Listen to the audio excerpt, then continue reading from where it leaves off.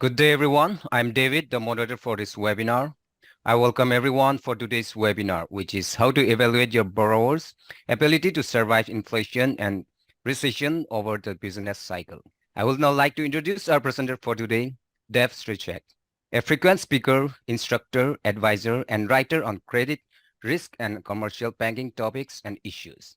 Dave is the principal of Devon Risk Advisory Group and engages in consulting, speaking and training on a wide range of risk, credit, and lending topics. I would now like to hand over the floor to the speaker. Over to you, Dave. Thank you, David, and welcome to how to evaluate your borrower's ability to survive inflation and recession over the business cycle. And the two are somewhat interrelated, and I'll show that to you in just a few minutes, inflation and recession, but also over the business cycle. Because really, what you discover is that you don't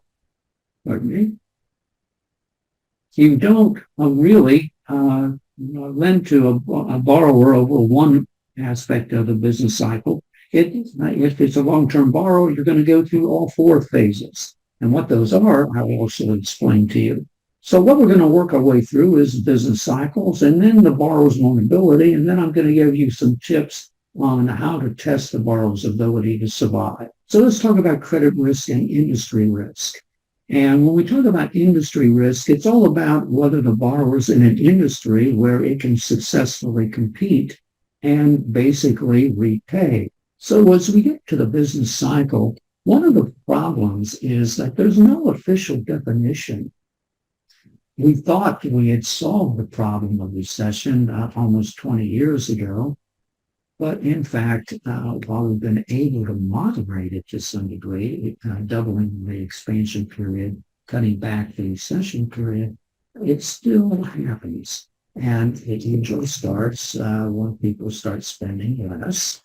There's some indications of that already.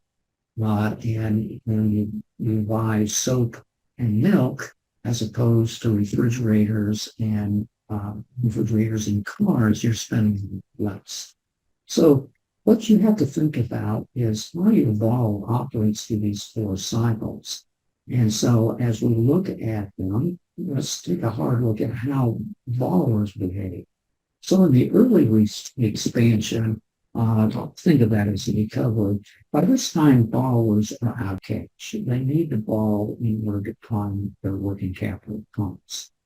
We also need to keep in mind something called industry stratification.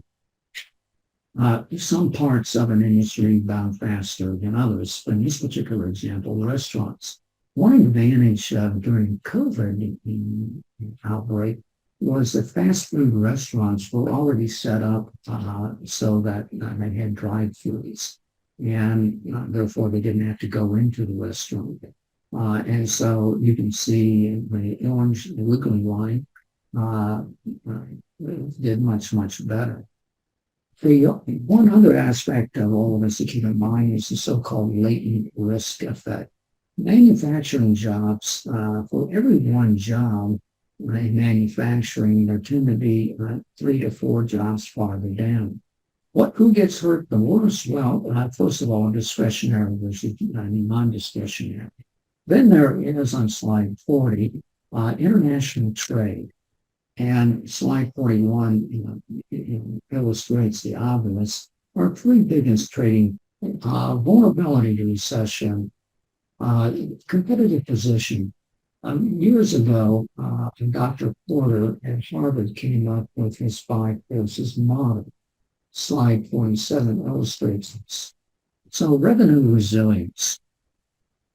What I'm going to offer here is the idea that we all in banking go through credit analysis, but when you're talking about recession, what your focus ought to be on the revenues. If there are no revenues, there are no profits. And so sustainable growth rate takes a look at the profitability, the productivity, the earnings retention, how much of their earnings are put into the earnings, how much are paid out in dividends, to come up with the ability of the company to support its own growth. Then there's the revenue productivity. How many dollars of sales do I get out of the dollar of assets? So here is the projected income statement on slide 70. Here is the projected balance sheet on slide 71. And on slide 72, we start doing some calculations. And as I put in the total assets on slide 73, and then there's finally nominal sales growth, a period of time when the foreign question is begging. So let me offer you this recession inflation checklist, industry monitoring.